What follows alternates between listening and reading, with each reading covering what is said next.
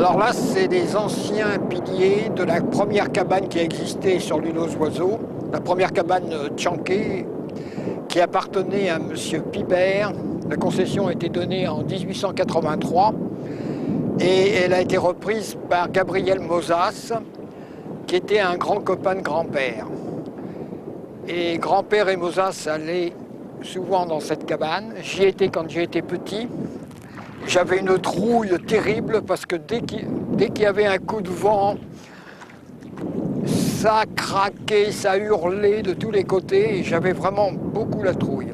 C'est grand-père qui entretenait la cabane à la fin. Et un jour, Gabriel Mozas lui a dit « Écoute, Hubert, arrête d'entretenir la cabane, tu vas en construire une beaucoup mieux, toi, tu es dans la profession. » Et c'est comme ça qu'il a donné la concession, sa concession de la cabane numéro 3 à mon grand-père dans les années, pendant la guerre. Et cette cabane, qui n'était plus entretenue, est finalement tombée en 1943, un hiver 1943. Mais contrairement à tout ce qu'on dit, les 3 cabanes sur pilotis n'ont absolument jamais servi à surveiller les parcs. Elles étaient surtout destinées à la villégiature. Et même Pibert, qui était beaucoup plus chasseur que ostréiculteur.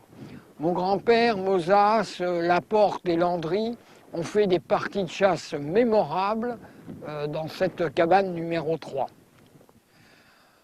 Bon, alors pourquoi il y a eu 2 cabanes à la suite d'une seule concession, celle de Mozas?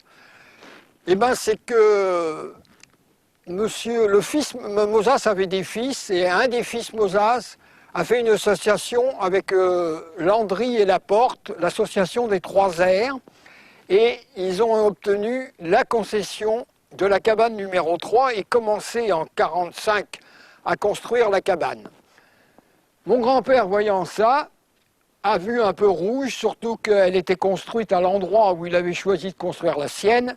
Il a donc été voir l'inscription maritime pour lui demander qu'est-ce que c'était que cette nouvelle concession qu'ils avaient donnée pour l'île. On lui a répondu que ce n'était pas une nouvelle concession, que c'était la concession numéro 3 de Gabriel Mozas. Grand-père a fait valoir qu'il avait déjà enregistré, que c'était à lui que Mozas l'avait donné.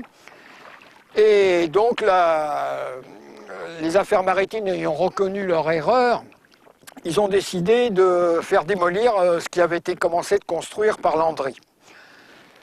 Mais mon grand-père s'y est opposé et après avoir vu Landry, ils se sont mis d'accord pour qu'il y ait 2 cabanes et mon grand-père a fait le nécessaire pour que la concession numéro 3 soit divisée en 2 concessions qui sont devenues la concession 53 et la concession 51. Bon, alors la cabane a été construite en 1948. Mon père ayant financé une grosse partie de la cabane, mon grand-père a mis son entreprise en sommeil pendant 6 mois et il a construit la cabane avec ses 2 fils Gilbert et René et ses 2 contremaîtres, Lecomte et Pelletier, qui étaient charpentiers. Cette cabane a été finie pour l'été 1948 et avec toute la famille, nous l'avons baptisée en juillet 1948. Elle a été baptisée par l'abbé Anabitart, célèbre curé d'Arcachon. Et bon, comme tous les repas étaient bien arrosés à la cabane, quand il a fallu descendre, car à l'époque il n'y avait pas d'escalier encore, grand-père n'avait pas fait l'escalier, et il y avait un bac avec une échelle pour descendre et monter. Quand l'abbé Anabitart a voulu descendre, comme dit mon grand-père, il y avait un peu de vent dans les voiles, et l'abbé Anabitart, entre le vertige et le vin un peu trop copieux, n'a jamais pu descendre à l'échelle. On lui avait enlevé la soutane, il n'y avait rien à faire. Mon père et mes oncles ont dû l'attacher à un bout et le faire descendre au bout du bout pour le mettre sur le bac en bas. Alors au début de la cabane, dans les années 48-50, je me baladais beaucoup sur l'île, je chassais, chose que je ne fais plus maintenant, mais je chassais et je pêchais. Il y avait énormément de poissons et de gibier. Et en me baladant un jour sur l'île, j'ai trouvé un oiseau blessé. C'était marée haute, je l'ai ramené avec la crosse de mon fusil parce qu'il se défendait jusqu'à la cabane où mon père l'a attrapé. On s'est aperçu qu'il avait une patte cassée, une aile cassée. Mon père lui a mis des allumettes pour lui soutenir sa patte, lui a coupé l'aile. Et petit à petit, ce kayak s'est habitué à nous, on l'a nourri, ce qui n'était pas difficile parce que dans l'île, il y avait tout ce qu'il fallait. Et ce kayak, eh ben, il est resté avec nous, sa patte a guéri, son aile a guéri. Et le kayak, il s'est trouvé très bien avec nous et il est resté pendant plus de 4 ans à la cabane. Pendant 2 ans, nous l'avons même amené à Paris, où il a vécu sur la fenêtre de notre appartement, où il avait fait une cage. Et mon père allait chercher du poisson tous les jours au Halles. Et on le ramenait passer des vacances ici. Et c'est un kayak qui nous suivait partout à la pêche. Et quand on pêchait, par exemple des anguilles avec mon frère, eh ben, si on en ratait une, lui, il ne la ratait pas. Et ce kayak, à marée haute, remontait. Et puis il dormait dans une cage qu'on lui avait fait. À l'époque, il n'y avait pas la galerie de la cabane couverte. Il avait une cage pour dormir sur la galerie. Et il est resté avec nous pendant 4 ans. Alors cette cabane, bien sûr, c'était surtout une vie de famille. On y passait tous les ans 2 mois d'été. Mon père prenait 1 mois et demi et ma mère restait plus de 2 mois et demi. Et bien sûr, il y avait pendant tout l'été une dizaine de personnes tous les jours, midi et soir. Alors, on regardait avec la lunette pour savoir combien de personnes il y avait sur la pinasse, car mon père devait préparer le repas pour tout le monde. Bon, alors il faut savoir que le ravitaillement ne se faisait pas tous les jours, quand on n'allait pas tous les jours à Arcachon, et qu'on manquait souvent soit de pain, soit de glace, etc. Or, mes parents étaient très copains avec les Landry, et nous, les enfants, on avait formé une bande avec toute la famille Landry, ce qui fait qu'on mangeait souvent les uns chez les autres, et quand un manquait de quelque chose, ben, on allait sur l'autre cabane et vice-versa. Bon, alors, à l'époque, l'île était un peu différente de maintenant, surtout au niveau des gibiers et des poissons. Ma mère partait tous les jours à la pêche au clovis, et ici, dans le coin, il y avait toujours une centaine de clovis dégorgés avec des bigorneaux. Et nous, les enfants, on allait pêcher des anguilles à la main, car il y avait beaucoup de mares à l'époque sur l'île. On allait discuter avec les chasseurs, on passait même des fois la nuit avec eux, car on les connaissait bien.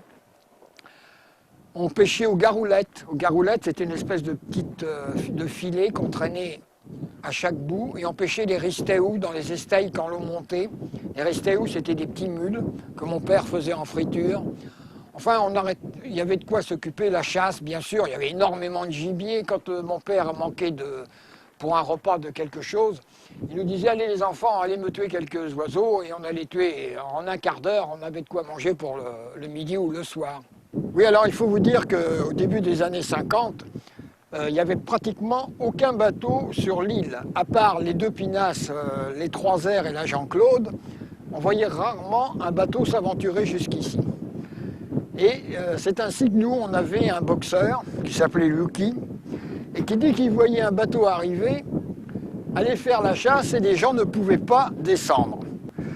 Si bien qu'un jour, il y en a un qui a porté plainte à la gendarmerie.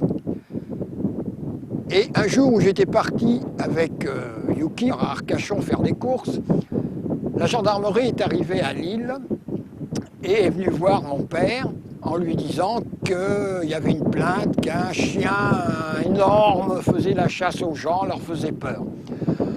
Mon père, ne s'étant pas démonté, il dit « Ah oui, je le connais, mais il appartient au village qui est là-bas. Vous devriez y aller. Vous pouvez suivre la plage, vous allez jusqu'au village. » Alors voilà nos 2 gendarmes partis le long de la plage, mais quand ils sont arrivés au Grand Esteille, ils sont tombés dans la vase, que mon père, bien sûr, connaissait bien, et à l'époque, on s'enfonçait carrément jusqu'aux cuisses. Nos 2 gendarmes ont bien essayé d'avancer pendant 5 ou 10 minutes, et puis ils y ont renoncé, et ils sont revenus. Mais l'eau descendait, et leur bateau s'était échoué. Ils sont donc venus, c'était vers midi, ils sont donc venus voir mon père pour demander du pain, de l'eau, enfin de quoi casser la croûte. Et moi, à ce moment-là, je suis revenu d'Arcachon avec la pinasse et mon chien. Et je voyais mon père qui faisait des signes. Je dis tiens, je suis encore en retard, quelque chose comme ça. Et comme d'habitude, quand je suis arrivé près de la plage, Yuki a sauté à l'eau, elle s'est mise à nager et a foncé vers la cabane où il y avait les deux gendarmes qui, bien sûr, ont tout de suite compris que mon père s'était un peu foutu d'eux. Bon, après quelques palabres, mon père les a invités à déjeuner et le ricard, le bon vin aidant, ils sont repartis tranquillement quand l'eau est remontée en nous disant simplement ben, faites attention. Bon, j'ai donc vécu ici toute mon enfance et mon adolescence avec, bien sûr, les premiers amours et tout ça. Il y a eu beaucoup de filles qui sont passées par là. Et puis, en 1963, je me suis marié. On s'est marié, bien sûr, à l'église Notre-Dame à Arcachon. Et on a fait la fin du mariage ici.